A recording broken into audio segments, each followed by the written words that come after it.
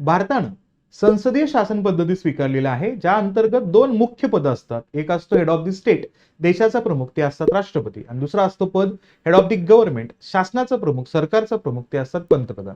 या असणाऱ्या पंतप्रधानांची सॅलरी किती असेल, पेन्शन कसं असेल, त्यांना मिळणारे अधिकार, अतिरिक्त भत्ते असतील, हे सगळे निर्णय घेतो संसद.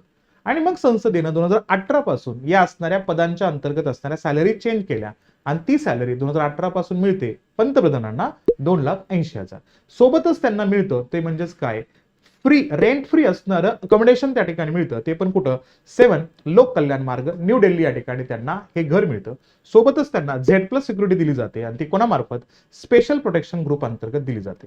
आणि या असणाऱ्या माहितीच्या अनुषंगाने आपल्याला इग्नाइट अकॅडमीचं असणारं ऍप्लिकेशन डाउनलोड करायचं, आणि त्यामध्ये PSIR या असणाऱ्या ऑप्शनला तुम्ही जॉईन करू शकता. सोबतच UPSC MPSC ची असणारी बॅच जॉईन करू शकता. आणि सेशनला लाईक करा, आपल्या चॅनलला सबस्क्राईब नक्कीच करा.